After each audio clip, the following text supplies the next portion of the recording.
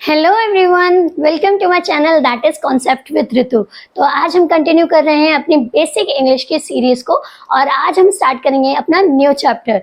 लेकिन उससे पहले हम परफॉर्म करेंगे एक बेसिक एक्टिविटीज को। तो चलिए देखते हैं आप लोग उस एक्टिविटी को परफॉर्म कर पाते हैं या फिर नहीं। तो आपकी एक्टिविटी है ये, ठीक है। यहाँ कुछ स्टेटमेंट है, देखते हैं आप इन स्टेटमेंट्स को कितने अच्छी तरीके से पढ़ पाते हैं। इसे आपको क्या करना है, रीड करना है। तो चलिए फिर रीड करते हैं। कशिश कुक्स मदर फूड। ओके, ये हमने रीड तो कर लिया है, पर क्या आप इसका मतलब समझ पा रहे हो कि इसका मतलब क्या है? कू चॉकलेट्स लाइक, कुछ कुछ तो समझ में आ रहा है। Pihu dancing is, okay. With Shruti is playing Divyanshu. Aradhya, the school is with going Rudra. Prince R and brother Sumit. Okay, तो देखो बच्चों, आपने इन स्टेटमेंट्स को तो पढ़ा होगा, लेकिन इसकी स्टेटमेंट्स की जो मीनिंग है ना, वो थोड़ा सा जानना मुश्किल हो रहा होगा, है ना। तो आज हम अपना नया चैप्टर स्टार्ट करेंगे, जो है हमारा चैप्टर सेंटेंस, ताकि जो स्टेटमेंट आपने पढ़ी है उन स्टेटमेंट्स का आपको मतलब अच्छे से पता चल सके। तो उसके लिए हम पढ़ेंगे सेंटेंस को। देखो बच्चों, सेंटेंस का क्या मतलब होता है?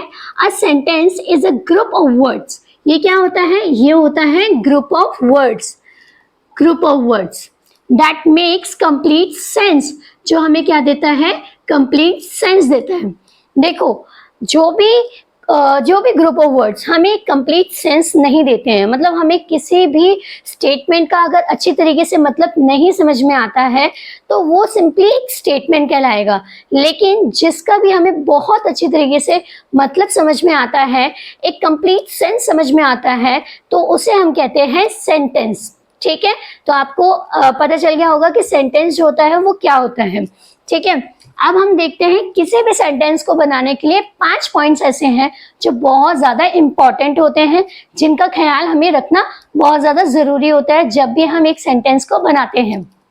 तो देखो, पहला जो है वो है हमारा सब्जेक्ट। अब बच्चों, सब्जेक्ट क्या होता है?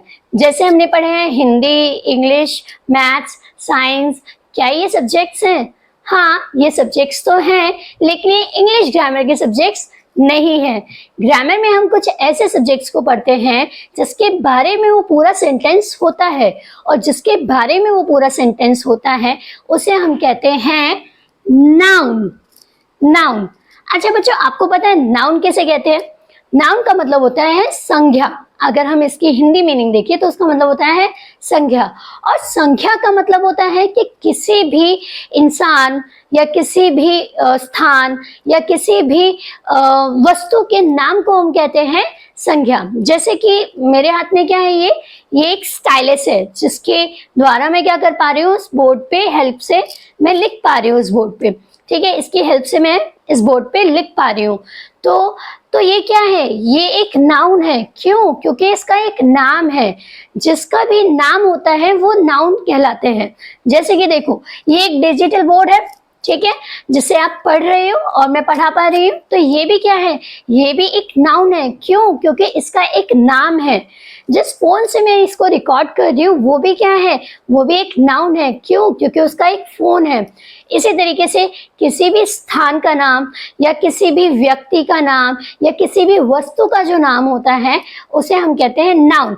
बेसिकली आपका भी एक नाम होगा, है ना, कोई तो नाम होगा। जितने भी आप सब देख रहे हो सबका कोई ना कोई नाम है, तो आप सब भी क्या हो? नाउन हो, ठीक है। आई होप आपको ये समझ में आ गया होगा कि नाउन हम किसे कहते हैं। तो आते हैं हम सब्जेक्ट के ऊपर।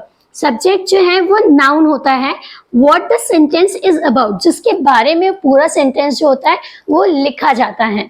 तो आपको पहला पॉइंट समझ में आ गया, जो सबसे ज्यादा इंपॉर्टेंट है आपके सेंटेंस को बनाने के लिए, ठीक है। नेक्स्ट देखते हैं हम कैपिटल लेटर। देखो बच्चों, जब भी हम एक सेंटेंस लिखते हैं तो उसका जो फर्स्ट वर्ड होता है ना, उसका जो फर्स्ट लेटर होता है वो हमेशा कैसा होना चाहिए, कैपिटल होना चाहिए। क्योंकि ये एक रूल है, ये ग्रामर में रूल है कि अगर आप कोई भी सेंटेंस लिखते हो तो फर्स्ट लेटर जो होता है वो आपका क्या होना चाहिए, कैपिटल होना चाहिए। ऐसा आपके इंग्लिश वाले टीचर्स ने भी बताया होगा। आपने देखा होगा कि जब भी आपकी इंग्लिश वाली टीचर जब कॉपीज चेक करती है तो हमेशा रेड मार्क से आपके जितने भी लेटर्स होते हैं उनको कैपिटल करती हैं। वो क्यों करती हैं? क्योंकि ये रूल है इंग्लिश का कि आपका जो फर्स्ट वर्ड है वो कैसा होना चाहिए, फर्स्ट लेटर उसका एक कैपिटल लेटर होना चाहिए, तभी वो एक प्रॉपर सेंटेंस जो है वो कहलाएगा। नेक्स्ट जो पॉइंट है वो इंपॉर्टेंट है, वो है वर्ब। वर्ब का मतलब क्या होता है? देखो बच्चों, वर्ब दो तरीके की होती है, एक होती है हेल्पिंग वर्ब और एक होती है मेन वर्ब। लेकिन हम इनको कहते क्या है? इसका मतलब है क्रिया। क्रिया क्या होती है? आप कभी भी कोई सेंटेंस बनाते हो तो उसमें कोई ना कोई तो काम हो रहा होगा, है ना? तो जो भी काम हो रहा होता है उसे हम कहते हैं वर्ब, कोई ना कोई एक्शन को परफॉर्म करना। ठीक है, नेक्स्ट आते हैं पंक्चुएशन। देखो पंक्चुएशन किसे कहते हैं? जब भी आप किसी भी सेंटेंस को कंप्लीट करते हो तो उसे में फुल स्टॉप लगाते हो। तो जब भी आप फुल स्टॉप लगाते हो तो उसे हम कहते हैं पंक्चुएशन। कई बार हम उसमें क्वेश्चन मार्क भी लगाते हैं और कई बार हम उसमें एक्सक्लेमेटरी मार्क भी लगाते हैं। एक्सक्लेमेटरी मार्क कौन सा होता है? वो एक ऐसे मार्क्स होते हैं जो ऐसे सेंटेंसेस को बताते हैं जिसमें हम कुछ ना कुछ एक्सप्रेस कर रहे हो, चाहे वो दुख एक्सप्रेस कर रहे हो या वो खुशी एक्सप्रेस कर रहे हो या फिर सैडनेस को दिखा रहे हो। तो ऐसे सेंटेंसेस होते हैं उसमें हम एक्सक्लेमेटरी मार्क लगाते हैं, ना कि फुल स्टॉप और क्वेश्चन मार्क। ठीक है बच्चों, तो लास्ट जो है वो है हमारा पॉइंट, मस्ट मेक सेंस। ये कोई ना कोई सेंस बनाने वाला होना चाहिए। अब देखो मैंने कोई एक स्टेटमेंट लिखा, जैसे कि हमने अपनी एक्टिविटी में देखा, यहाँ पे स्टेटमेंट्स तो हैं लेकिन क्या ये प्रॉपर सेंस बना रहे हैं? जैसे कि मैं पढ़ती हूँ कुहू चॉकलेट्स लाइक, कुहू चॉकलेट्स लाइक, इससे हमें कोई भी कंप्लीट सेंस समझ में नहीं आ रहा है। पर अगर मैं इसका करेक्ट देखूंगी तो शायद मुझे समझ में आएगा कि ये सेंटेंस जो है या ये स्टेटमेंट जो है वो क्या कह रहा है। ठीक है बच्चों, तो अब देखते हैं सेंटेंस का मतलब आपको समझ में आ गया होगा। तो अब हम पढ़ते हैं अपनी एक्टिविटी को करेक्ट करके जो हमने पहले परफॉर्म की थी। चलिए अब हम रीड करते हैं, शायद हमें अब इसका मतलब समझ में आ जाए। तो आते हैं एग्जाम्पल्स जो हैं आपकी एक्टिविटीज के, वो ये हैं। फर्स्ट क्या था हमारा, कशिश मदर कुक्स फूड। वाओ, अब तो हमें समझ में आ गया ना कि यहाँ पे क्या हो रहा था। जो कशिश की जो मदर है ना वो क्या कर रही है, वो खाना बना रही है। ठीक है बच्चों, अब समझ में आया आपको। नेक्स्ट देखते हैं, कुहू लाइक्स चॉकलेट। ओके, यहाँ तो ये पता चल रहा है हमें कि कुहू जो है उसको चॉकलेट्स बहुत ज्यादा पसंद है। अब पीहू इज डांसिंग। ओके, तो पीहू यहाँ पे क्या कर रही है, वो तो डांस कर रही है ना? तो अब हमें समझ में आ रहा है कि पीहू क्या कर रही है, डांस कर रही है। नेक्स्ट आते हैं, श्रुति इज प्लेइंग विद दिव्यांशु। यहाँ पे श्रुति जो है वो दिव्यांशु के साथ खेल रही है। देखिए क्या खेल रही है वो, आप सबको दिखाई दे रहा है ना? तो अब आते हैं next, Aaradhya is going to the school with Rudra. Aaradhya जो है वो स्कूल जा रही है, किसके साथ, रुद्र के साथ जा रही है। नेक्स्ट आता है, Prince and Sumit are brothers. Okay, तो ये सेंटेंस ये कहता है कि प्रिंस और सुमित जो हैं ये दोनों भाई हैं। ठीक है, आई होप अब आपको ये सेंटेंस समझ में आ रहे होंगे। अच्छा, एक और चीज है जिसके ऊपर आपको ध्यान देने की बहुत ज्यादा जरूरत है। देखो हर सेंटेंस को मैंने एंड करते हुए उसमें फुल स्टॉप को लगाया है ना बच्चों? आपको भी ये ध्यान रखना है कि फर्स्ट वर्ड कैपिटल होना चाहिए और लास्ट में उसके हमेशा फुल स्टॉप होना चाहिए। अगर फुल स्टॉप नहीं होगा तो आपका जो सेंटेंस है वो कंप्लीट सेंटेंस नहीं कहलाएगा, वो अभी भी इनकम्प्लीट होगा। तो उसको कंप्लीट करने के लिए हमेशा फुल स्टॉप लगाना इम्पॉर्टेंट है। नेक्स्ट आते हैं, चलिए अब पढ़ते हैं कि किस तरीके से एक कंप्लीट सेंटेंस जो है वो बनाया जाता है। ठीक है, तो आते हैं हम अपनी नेक्स्ट स्लाइड पे। देखो बच्चों, इसमें मैं आपको बताऊंगी कि कैसे हम एक कंप्लीट सेंटेंस लिखते हैं। How to write a complete sentence, एक कंप्लीट सेंटेंस कैसे लिखा जाता है। Every sentence has a beginning, middle and an and.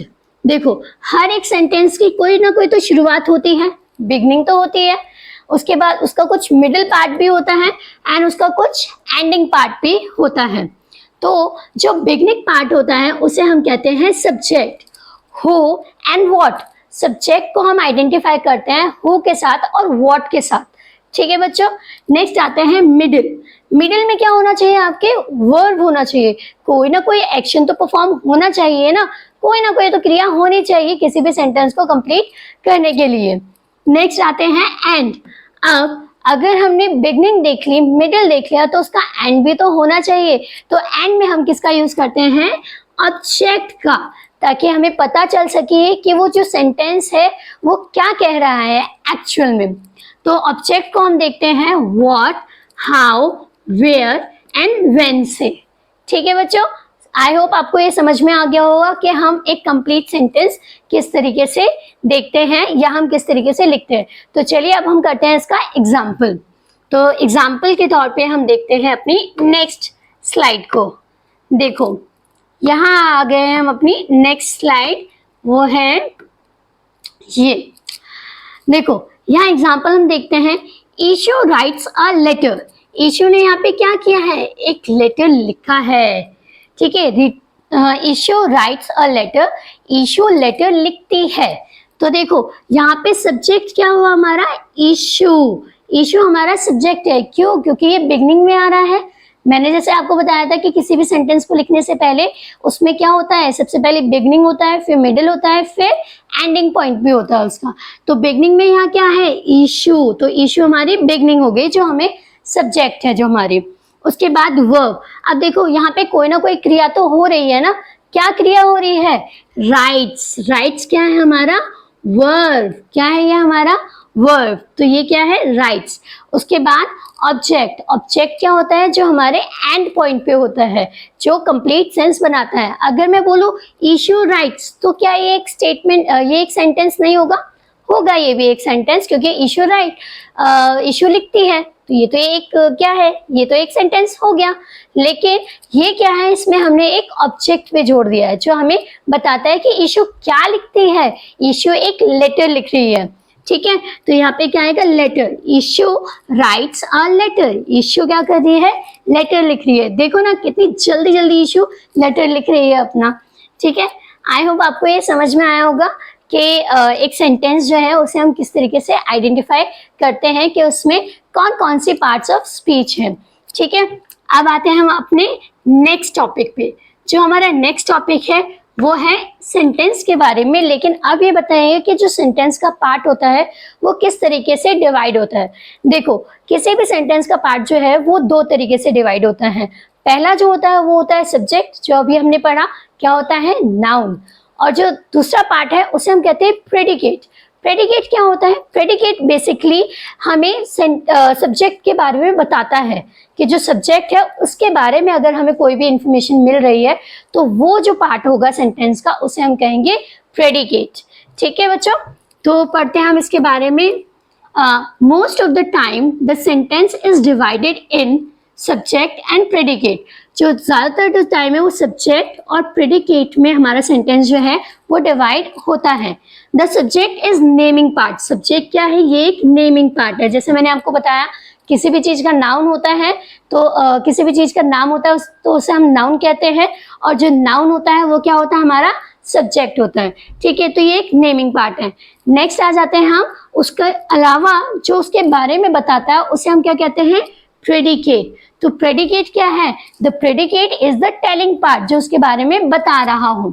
For example, Suraj ate his breakfast. Suraj ने क्या किया, अपना ब्रेकफास्ट खा लिया।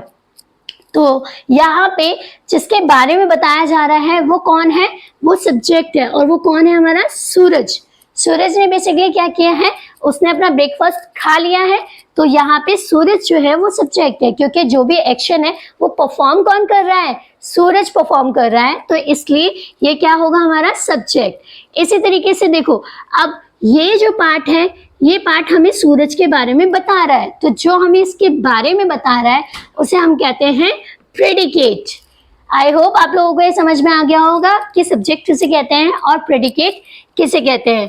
तो आज हमारे ये जो टॉपिक है सेंटेंस आपको समझ में आ गया होगा, मैं आशा करती हूँ। और अब आप करना आपके लिए एक छोटी सी एक्सरसाइज है जो आपको करना है अपने घर पे एज एन होमवर्क, जिससे आपकी प्रैक्टिस जो है वो और भी अच्छी हो जाएगी। ठीक है, तो मैं आपको आपकी स्लाइड दिखा देती हूँ। ये है आपकी वर्कशीट। ये क्वेश्चंस आपको अच्छे से पढ़ना है। उसके बाद इन सारी स्टेटमेंट को आपको एक सेंटेंस में चेंज करना है। और हाँ, मैंने यहाँ पे कई जो वर्ड्स है उसके जो लेटर्स है उनको मैंने कैपिटल नहीं किया है, तो आप वो करना मत भूलना। और सेंटेंस के जब एंडिंग पॉइंट पे आएगा तो उसमें फुल स्टॉप भी लगाना मत भूलना।